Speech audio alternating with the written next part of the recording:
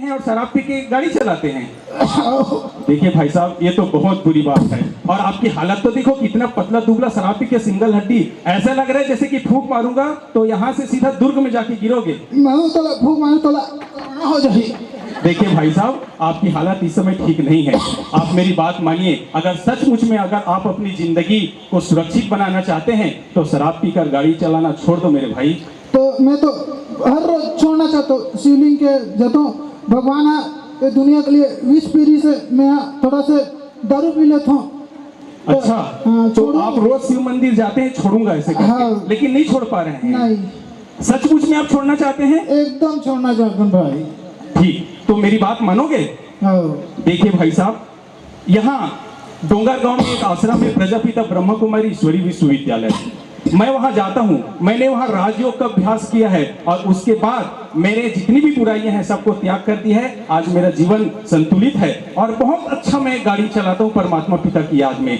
क्या आप भी वहां जाकर राजयोग मेडिटेशन सीखोगे? जरूर जरूर ले जा। मोर गाड़ी तो छली दरी हो गई, हेलमेट अलग पे कागे, गाड़ी चक्का हेलमेट तो पहने नहीं हो भाई साहब, काहे को झूठ बोल रहे हो? तो वही बताना चटक गई। अच्छा, तो देखिए भाई साहब, एक काम कीजिए, आप मेरे साथ अभी 7 बजे बहुत सुंदर कार्यक्रम चालू होने वाला है राजऋषि भवन में। वहां हमारे मुख्य अतिथि दिनेश गांधी जी आए हैं, वार्ड के पार्षद महोदय आए हैं और सभी आए हुए हैं। चलिए उस कार्यक्रम में आप वहां का आनंद लीजिए और अपना जीवन सुरक्षित बनाइए। ठीक है, चल तो गाड़ी में बैठा। चला।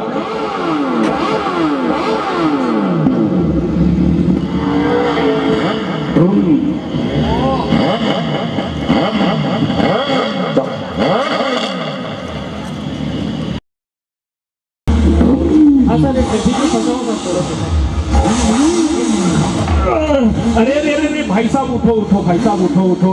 क्या भाई साहब, एक शराब पी के गाड़ी चला रहा था, आप मोबाइल से बात करते हुए गाड़ी चला रहे हैं? अरे सॉरी, आप क्या जानोगे, ऑफिस का टेंशन रहता है तो गाड़ी चलाते चलाते बात करना पड़ता है। अच्छा, ऑफिस का इतना टेंशन रहता है तो क्या गाड़ी को किनारे में खड़ा करके आप बात नहीं कर सकते? अगर गाड़ी खड़ा करके बात करूंगा तो 5 मिनट लेट हो जाएगा तो बॉस मेरे को निकाल देगा ऑफिस से, तो मैं क्या करूंगा? भाई साहब, आप 5 मिनट लेट हो जाएंगे तो आपको इतना डर है कि इनको बॉस इनके ऑफिस से निकाल देगा। लेकिन बात करते करते अगर आपका एक्सीडेंट हो गया और आप मर गए तो आप तो इस दुनिया से ही चले जाओगे, तो उसका क्या? अरे हाँ भाई साहब, आपका बात तो सही है, लेकिन है ना? मैं टेंशन में रहता हूँ, बीवी बच्चे हैं घर में, बहुत सारा अभी कोरोना काल भी चल रहा है और दूसरा मार्च क्लोजिंग चल रहा है, तो काम थोड़ा फास्ट करने के लिए गाड़ी चलाते चलाते। ठीक है भाई साहब, इस दुनिया में समस्या सबके पास है, टेंशन सबको है, सबको जल्दी है, लेकिन इसका मतलब ये नहीं कि आप यातायात नियमों का उल्लंघन करिए। देखिए, आप हेलमेट भी नहीं पहने हुए हैं और आए हो, लेकिन कम से कम जितना अच्छा आप दिख रहे हो उतनी ईमानदारी से आप यातायात नियमों का भी तो पालन कीजिए भाई साहब।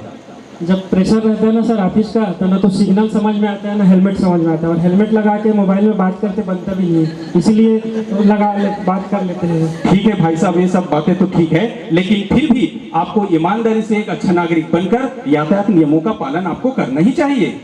ठीक है भाई साहब। आपके घर में आपके बीवी बच्चे माता पिता तो है ना, आपको कुछ हो जाएगा तो बोलो उनका क्या होगा?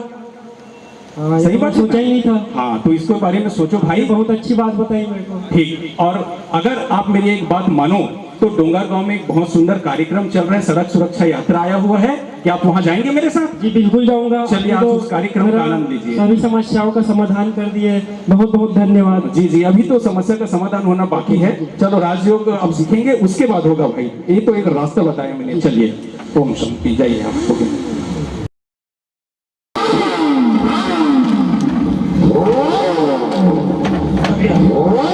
अरे भाई साहब, आज क्या हो गया? कैसे कैसे लोग मेरे से टकरा रहे हैं? लगता है ये किसी बड़े बाप का बिगड़ेल लड़का है जो इतना ओवर स्पीड और इतना कट मार के चला रहा है, सिक्की मारते हुए तेज मार रहा है। अंकल, ज्यादा बात नहीं करने का।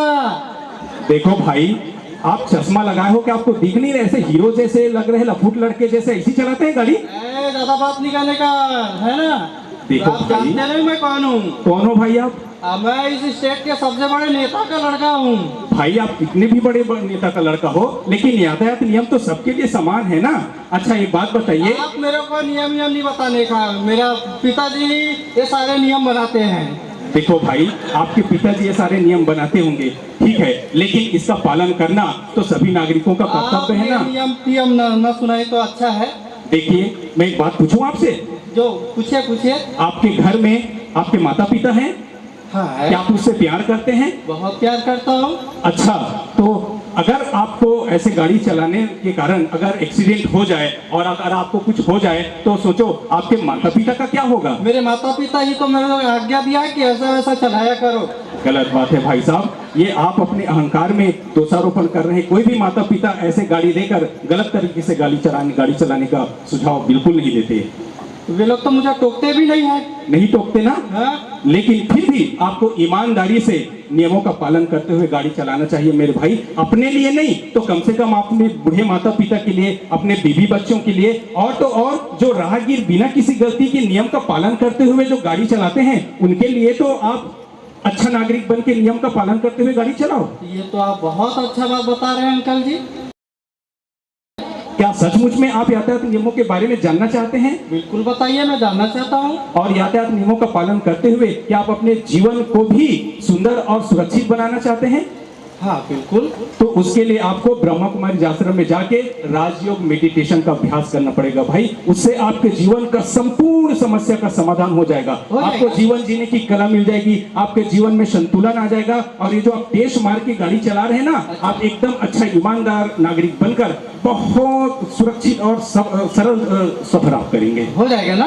बिल्कुल हो जाएगा। क्या आप मेरे साथ चलेंगे? बिल्कुल ले जाइए। चलिए, मैं जा रहा हूँ। डोंगरगांव के राजऋषि भवन में बहुत सुंदर कार्यक्रम बस चालू होने वाला है। अच्छा, अच्छा। आप ही लोग टकरा रहे हैं, उसके कारण मैं लेट हो रहा हूँ। अच्छा, अच्छा। चलो जल्दी चलो, चलिए। चलो, चलो। ओके।